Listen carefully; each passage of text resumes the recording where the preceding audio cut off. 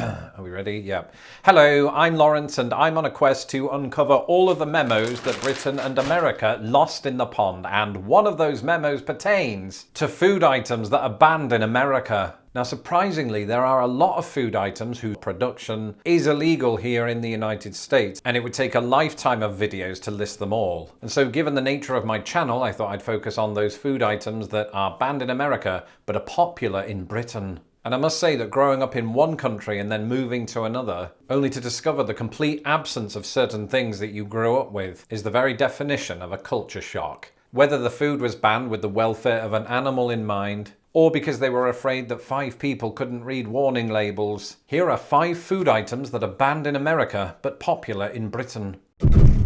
In Britain, we are absolutely obsessed with a fruit called blackcurrant. When I say obsessed, I mean we make drinks out of it. Most famously, perhaps, is this drink, Ribena. And as a kid growing up, this was basically the only fluid that I consumed until I discovered alcohol at 9. And I think that's true of a lot of British kids, the Ribena, not the alcohol. And I think, at some point I just couldn't have imagined a world in which blackcurrant didn't exist. But to some extent, that is and certainly has been the United States of America. Now, there's probably a small gathering of experts in the comments section saying, "What you on about, Lawrence? Of course the production of blackcurrant isn't banned in America." And that is partly true now, but it wasn't between 1911 and 1966, when the cultivation, sale and transport of blackcurrant was banned by the federal government. And the reason for this ban is that the plant on which blackcurrant grows acts as a host for a wood-based disease known as wood pine blister rust. In a word, it would have up the timber industry. But Lawrence, 1966, English people of all people know how long ago that was. Why are you including blackcurrant in this video? For 2 reasons really. Some states still impose restrictions on blackcurrant production. And number 2, which ties more to the culture shock aspect. It seems that mostly because of these bans, the majority of Americans that I speak to have never even heard of blackcurrant, let alone consumed it. In fact, according to Cornell University, fewer than 0.1% of Americans have ever eaten blackcurrant.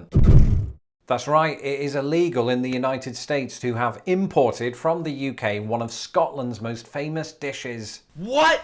But people on this side of the pond might be thinking, what is haggis? Is he that lovable bearded character from Harry Potter? No, haggis is a savoury pudding, and it's quite a divisive savoury pudding. And one of the chief reasons for that is its contents, specifically the heart, liver and lungs of a sheep. Now, as somebody who's never actually tried haggis, I cannot give it my Lorenzo score right here today. And given America's laws around this, it's unlikely that I ever will. You see, in 1971, the United States banned the importation of haggis from the United Kingdom on the grounds that the country was implementing a ban on the sale and production of anything containing sheep's lung. Following a 2010 review by the US Department of Agriculture, the ban was maintained and continues to be to this day.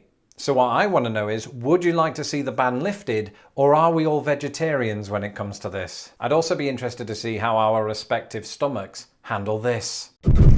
That's right, the United States actually has a ban on the sale of non-refrigerated eggs. But don't take my word for it. Instead, listen to me from 2020. I've just realised that's still my word.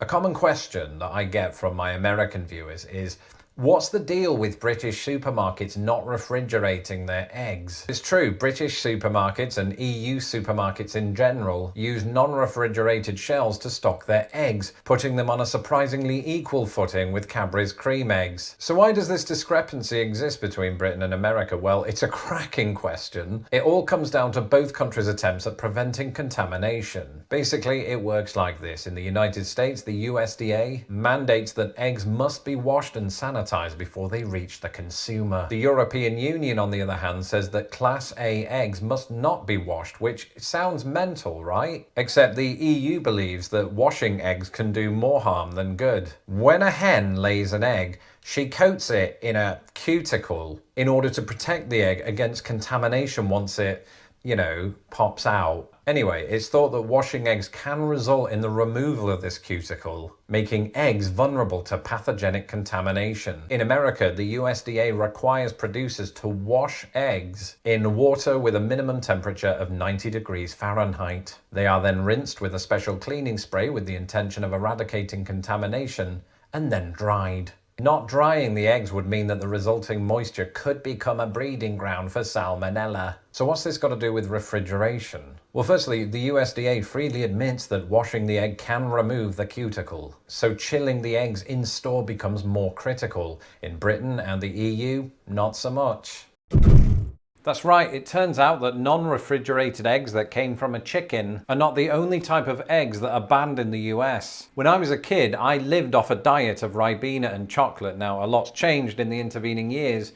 I don't drink as much Ribena these days. And one of those chocolates was the Kinder Surprise. It was, and is, a chocolate egg inside of which was a mystery toy. Actually, that's not even true. Inside of which was a capsule, inside of which was a mystery toy. And I just have this memory from probably, I don't know, 1990 or something like that. I collected some teeny terrapins. They weren't real, just to be clear, they were toys. So I must have eaten about 100 Kinder eggs just to get the entire collection and a hospital visit. Now, these are primarily marketed toward children, so obviously I haven't had any Kinder Surprises since I was 26. And that's partly because they don't have them in the United States, and that's completely because they're illegal. You see, the Federal Food, Drug and Cosmetic Act of 1938 banned the sale of any candy that had embedded in it a toy or a trinket. Now, as a not quite as exciting compromise, the US does sell Kinder Joy eggs, and it does include a toy. The major difference being that the toy is included separately from the egg. To be fair to America though, I think I still do have one of those terrapins in my stomach. I'd give anything to swap it for an entire one of these.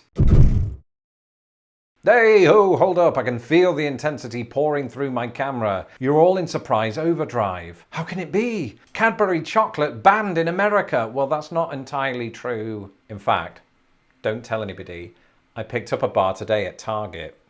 You can completely buy Cadbury's in the United States, so long as it was made here. Basically, since 1988, the US rights to Cadbury have been held by a small, little-known confectionery business known as the Hershey Company. And in 2015, Hershey successfully sued an online retailer that was importing British-made chocolate into the US. This legal case set a precedent. It basically said that only Hershey-made Cadbury can be sold in America. And to quell the storm of protest, Hershey basically said there's next to no difference between the taste of the British chocolate and the American equivalent.